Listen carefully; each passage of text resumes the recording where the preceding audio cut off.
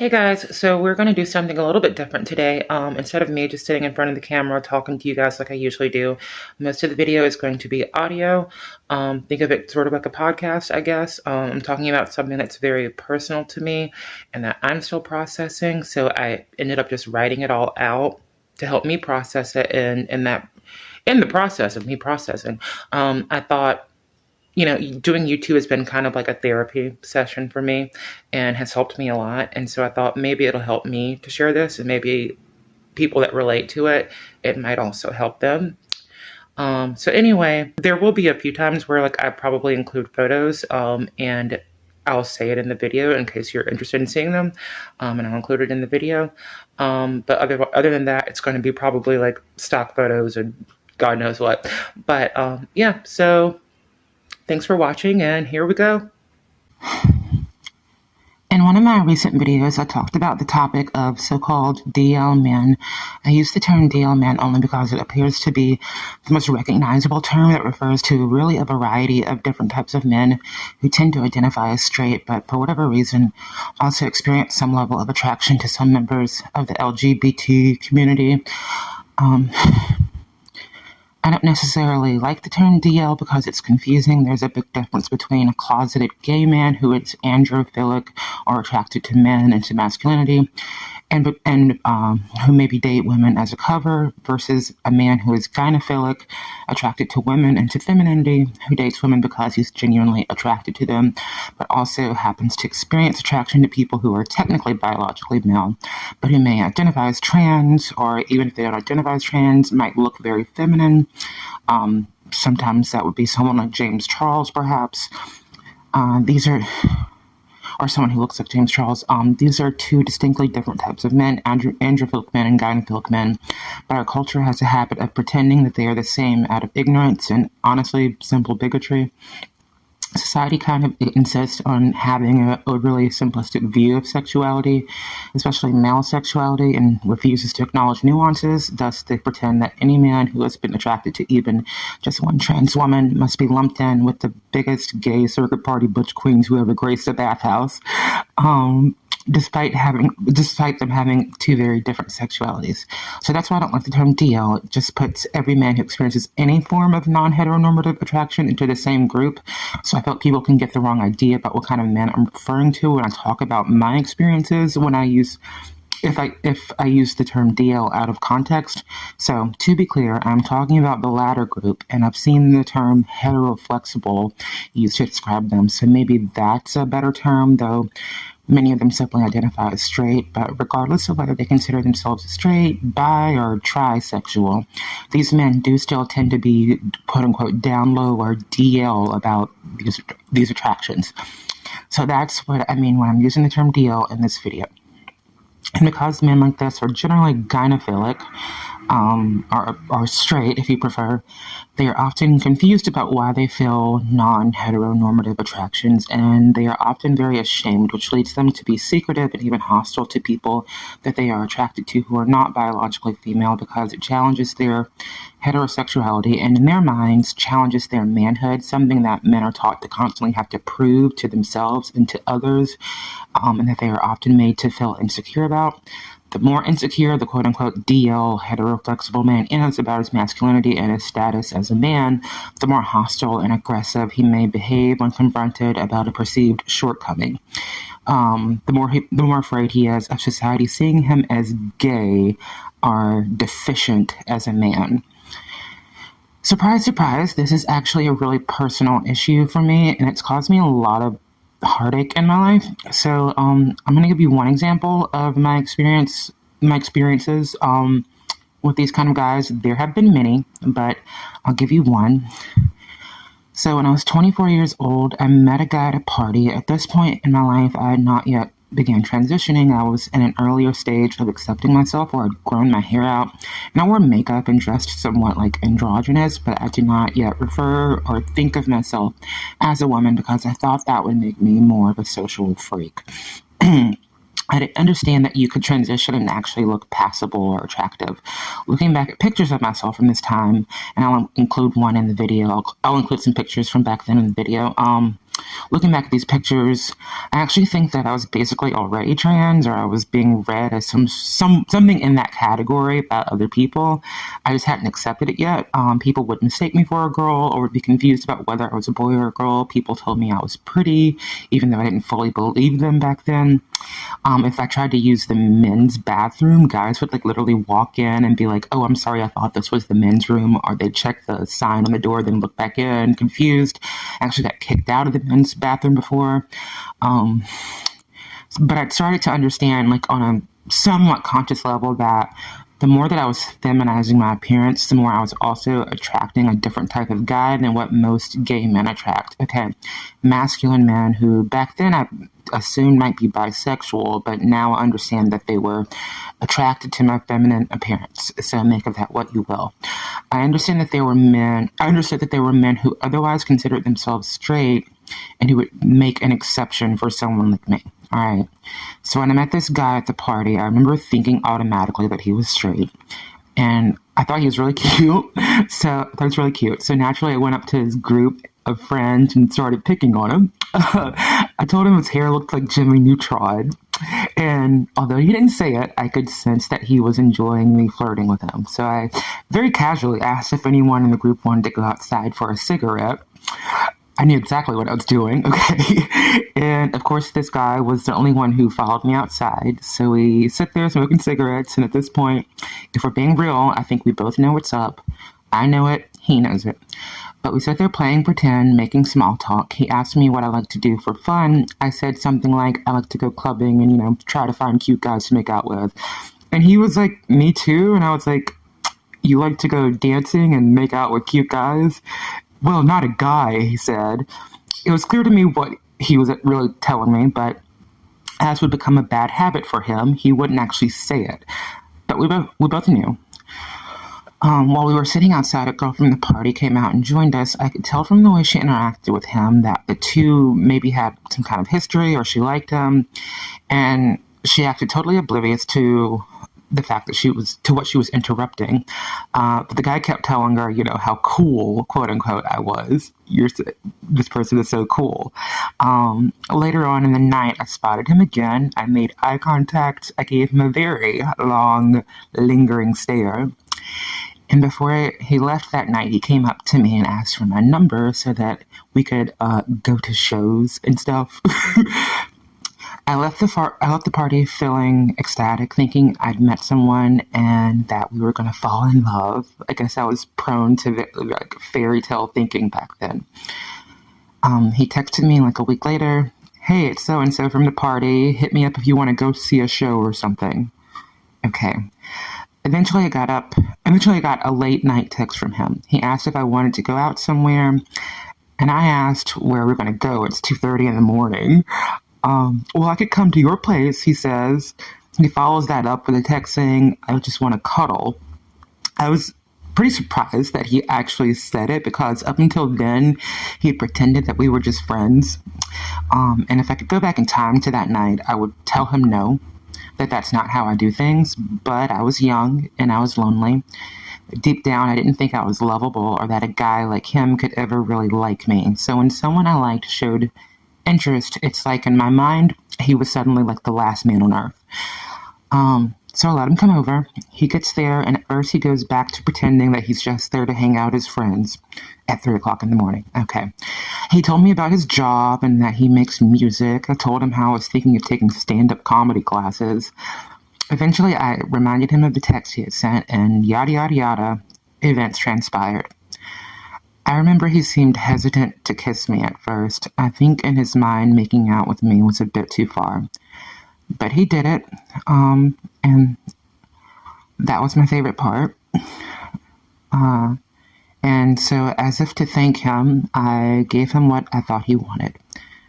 I gave him oral sex because I wanted him to know that I liked him.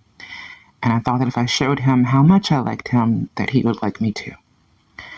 I think I knew logically that didn't make sense, but sometimes you make decisions with your heart that don't make logical sense. And at first he seemed into it, really into it actually, but then he abruptly stopped me and said, I can't do this. It's like I wasn't really hearing him. I can only remember little snippets of him saying, I can't, you're sexy, but I can't be what you need. None of it really registered with me in the moment. And then his phone said that his Uber was arriving, so I walked him to the door. I'll never forget this. When he got to the door, he paused, he turned back around, and he kissed me really softly, really tenderly on the lips. And I remember he left his backpack at my house. You know what I think it was Freud, said about leaving things behind. But anyway, after that I didn't hear from him, so one night I drunk texted him.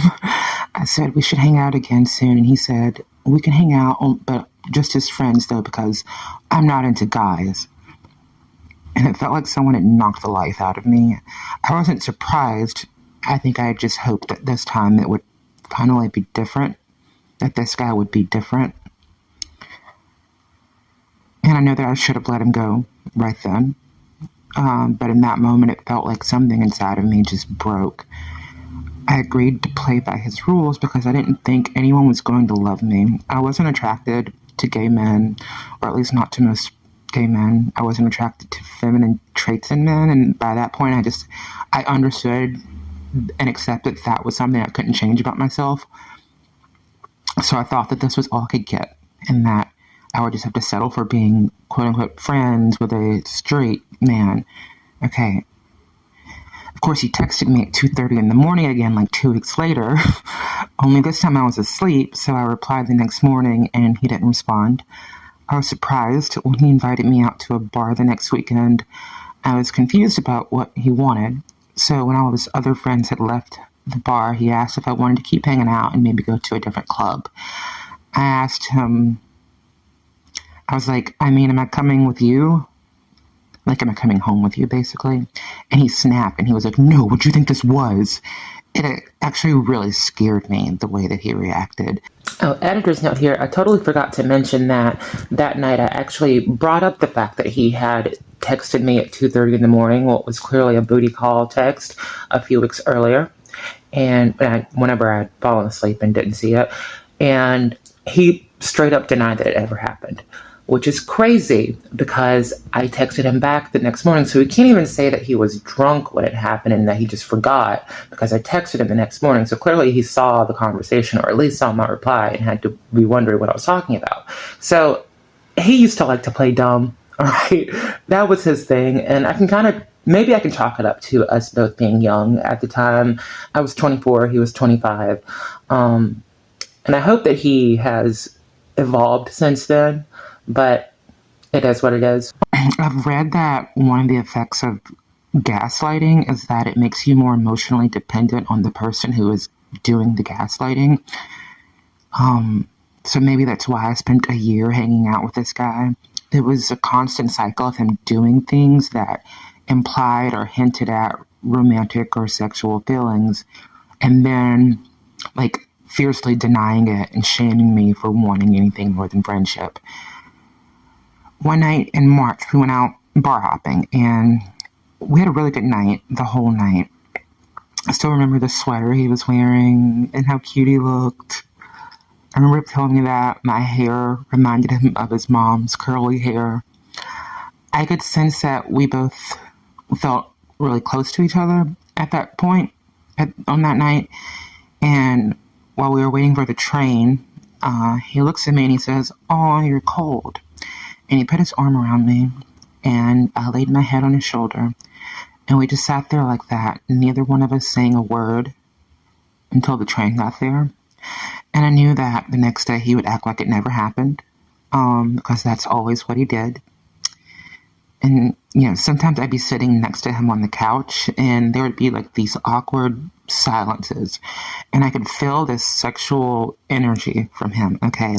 I could tell that he was silently considering the idea of having sex with me, but didn't want me to know that he was thinking about that. But it was something I could sense.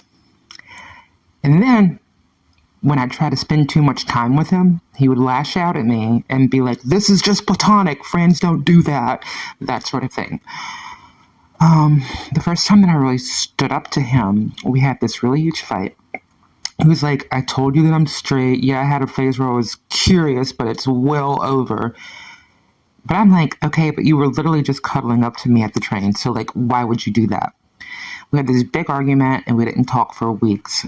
But then I ran into him one day and he was out jogging with his friend. And I remember I spotted him on this other side of the street and he spotted me and I kind of waved and he started making his way towards me across the street. And he had almost like this dazed kind of look in his eyes. It was like we were two magnets being drawn together. And afterwards he texts me and he says how much he misses hanging out with me and what am I doing this weekend and that sort of thing. And even though I knew it was a bad idea, I knew that I should stop hanging out with this guy. We had this cycle of him being really mean, but then he'd be sweet again.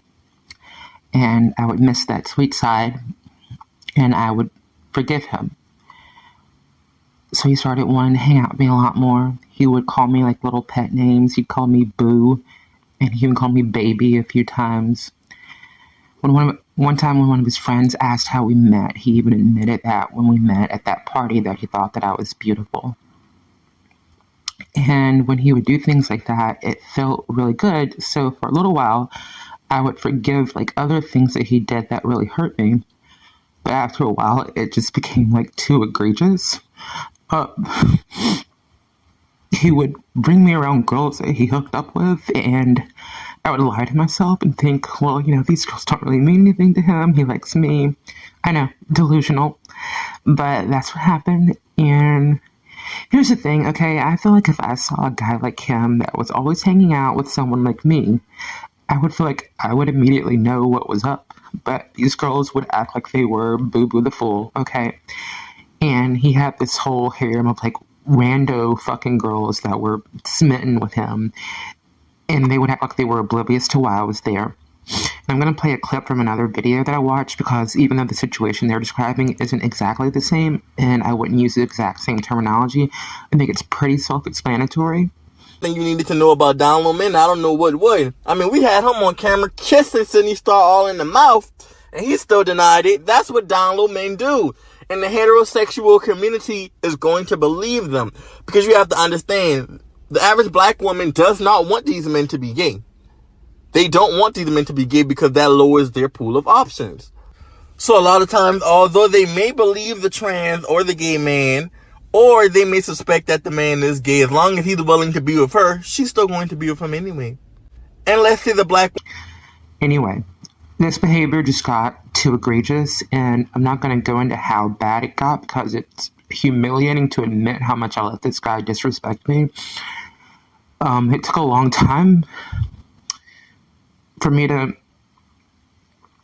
I took it for a long time because I frankly didn't love myself back then and I didn't think I deserved better.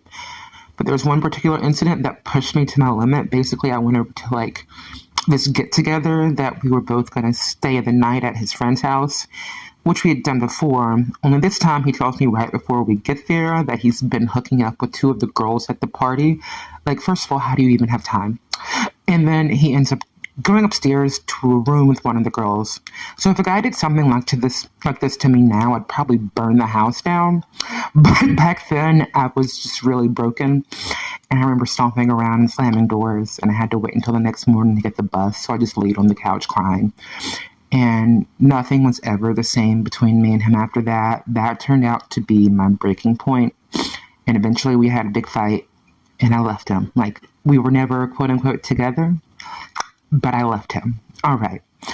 I'd had enough. The reason that I'm making this video is because I've actually dealt with men like this since I was in high school, and I realized that the effect that these men have had on my life is something I need to start confronting, and that I've been trying to run away from for a long time. The shame that these guys felt about what they were doing with me, the shame that they projected onto me and consistently punished me for, is a trauma. And yes, I'm using the word trauma that I have lived with for a really long time. and it's affected my mental health and derailed my life on levels that I'm still learning to unpack. The first guy I ever slept with in high school, who I spent an entire summer hanging out with every day and was in love with at the time, was so ashamed of that part of him and so ashamed of me that he could barely acknowledge me when school started back, and eventually refused to even make eye contact with me when he passed me in the hallway. For years, I blamed myself for the way these guys treated me. Deep down, I thought that I deserved it and that it was my fault for liking straight men and playing with fire. And the fact that I'm sitting here even able to start talking about it is a pretty big milestone for me. I've tried to convince myself that I was over it, and I realized that I never really got over any of this. But I tried to convince myself that I was, and avoid confronting the humiliation and shame that I felt for years. I felt like a failure inside every time one of these guys humiliated me like this, and I didn't want people to know about it. I thought that people would see me as pathetic and foolish, because deep down that was how I'd been taught to see myself. And I carried with me the shame and discomfort that these guys had in their eyes, in their body language, when someone would see them talking to me, or when they were confronted too much with the fact that I expected more than sex or some kind of physical action, and reality would set in for them, and that they were doing something that others would consider too gay. I spent years trying to navigate around their shame, trying to assuage them. The experiences I had with guys like this have made me extremely distrustful of men. There's a certain point you reach as a trans woman where you start to look more passable, and not every man you meet mistreats you. I think, in my experience, the more that I transitioned, started getting surgeries, I felt like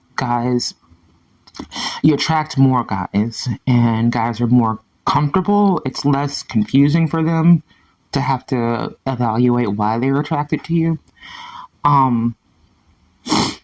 Anyway, but I find it difficult to navigate normal dating dynamics now without being paranoid that the guy is going to see me the same way that the guys in my past did. I met a guy not that long ago, and I remember that we were sort of having a banter, and I asked him something like, "Why do you wear that hat every day?" And he was like, "Why do you look so beautiful every day?" And of course I assumed he was flirting with me. And the next time I saw him, he was being really standoffish and kind of avoiding me. And a few days later, I see that he's talking to some different girl who's biologically a female, and he's writing her love letters. And in my head, I immediately assumed that he started acting different because he was ashamed of himself for flirting with me, and that he'd rather be with a real girl or whatever. And when I actually think about it, I realize that I don't really know that that was the case. I don't know why he was acting that way. It could have been that he was already interested in that girl for a long time, and maybe that's why he was. There could be a million reasons. Of course, there are still men who will express interest, and then when their friend says something, they're suddenly like, "Oh no, she's trans. I'm not into that." We live in a world where there's no shortage of men who want to date trans women, but there's an intense stigma on dating trans women. And it's actually dangerous, because what happens is if a man's friends find out that the woman he's dating is trans, he may try to preserve his toxic masculine dignity by lashing out violently against the trans woman he's dating. And this happens again and again. And every time you suggest that dating a trans woman is gay, you're adding to that stigma, and you're making the world a more dangerous and violent place. So it's confusing, and it feels like the more I understand men, the less I understand them. I started to realize that in my mind that I can no longer distinguish between a man who is ashamed of me and ashamed of his attraction to me versus a man who's just unavailable for some other reason. I assume they're the same because of, I guess, projection.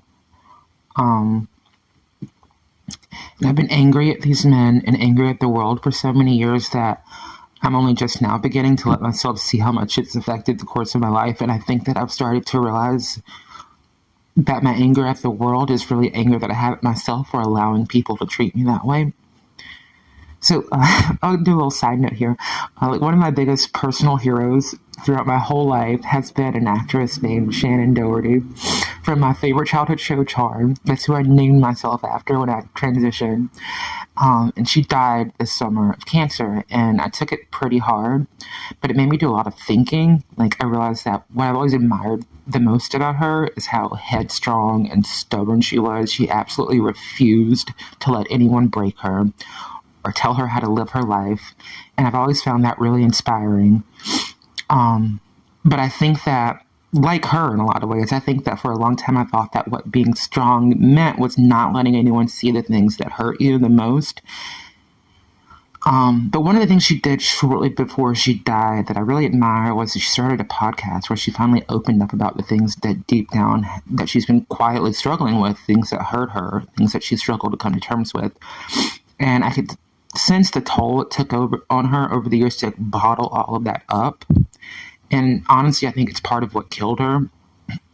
And it made me realize that sometimes being strong means being brave enough to face your vulnerability, brave enough to not always have to put up a front. And over time, that has inspired me to start confronting my issues. I've seen quite a few channels where people talk about their experiences with these quote-unquote DL guys, and I always get the impression that that person is actually really traumatized. And that's why they're talking about it in the first place so often. But they're sort of rationalizing it and kind of running from it, pretending to be more okay than they really are. And I think maybe it's healthier for me to admit the fact that I'm not really okay. These experiences wrecked my self-esteem. They wrecked my confidence. And I just have to be real with myself that I'm not okay after all of that. I was watching the movie Fatal Attraction recently, and I found myself recognizing myself in the character Alex, Glenn Close's character. Now, don't get scared. I'm not going to boil a rabbit on the stove, but falling way too fast for a married man after one weekend is some shit I would do. And that's a result of low self-esteem and trauma and unhealthy attachment issues. And I have to own that and deal with it and try to get better, which requires me to #decenter men. Okay, I don't hate men, but by making them the center of my life, I've given them control, and they've kind of made a mess. And you have to take that control back. I didn't write this part down, but it's something I've realized, like, I can kind of reframe some of the experiences I had in the past with guys, like with the guy from the party and so forth, and realize the fact that actually, yes, I was really pretty back then. I looked really feminine. I was young. I was pretty. Of course, these guys were drawn to me. Of course, they were kind of mesmerized by me. Of course, I made men feel kind of confused. Of course, a lot of men maybe hadn't met someone like me before and weren't used to dealing with that. And whatever it is they were drawn to, whatever they found alluring about me, okay, that still attracts men, is mine, okay? I'm the prize. I'm the bombshell, all right? I put on my makeup every morning, look in the mirror, and I see Tyra Banks, okay? And that's something that every day now when I put on my makeup in the morning, I'm doing it and I'm trying to look cute or whatever. I've gotten to a point where I do that for me too, because it makes me feel powerful and confident and feel like, like you want to it's good to take care of yourself and to allow yourself to be great and to shine. And there's a difference between doing that for men and doing it because you love yourself enough to allow yourself to be powerful. And that's something I'm trying to do more of. But anyway, by making this video, I hope that I will give at least one other person the courage to face their trauma, or perhaps help one man who recognizes any of himself in what I described to take a little bit more of an honest look at himself. Maybe this will help someone. And not all of these guys who do this sort of stuff are bad people. I think it's just something that's endemic in our society. Also, it's a matter of self-awareness. Like, some guys have more self-awareness about their behavior than others. I think that often boils down to maturity and like life experience. You develop more empathy as you get older.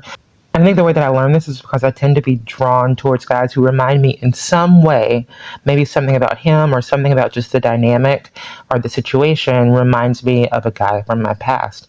And I think part of the reason I'm drawn to that, because there have been men that actually did want to date me, especially since transitioning, and like wanted to take me out and that sort of thing, and have a relationship with me. But I would always find something wrong with them because I think I'm drawn to this certain type of man, or what I perceive as a certain type of man, because there's a part of me that thinks that if I find someone who reminds me of the person who caused the initial wound, and this new person treats me right, then that'll fix the old wound. So I think that's one reason. I also think that maybe also I'm the one that's afraid of commitment. Like, and this is sort of my subconscious way of, being more interested in people that I know deep down are unavailable, because it's like a cop out for me to not have to actually get close to someone, to not have, for there to not even be the option of like really putting myself on the line in a relationship. That's something that I've been learning about myself. Like, maybe I'm not a relationship person after all. I don't know what it is. But anyway, I think there's, like I said before, there's a lot of pressure put on men to live up to a certain expectation of, a very rigid expectation of what they are and aren't allowed to do as men. And that's so ingrained in our culture. And it makes, I think it's something that men struggle with. I can imagine it's really hard for them. And that they are probably traumatized. They are traumatized too. And so by learning to give myself some grace, I can also start to learn to give them some grace. Anyway, thanks for listening, and talk to you guys later.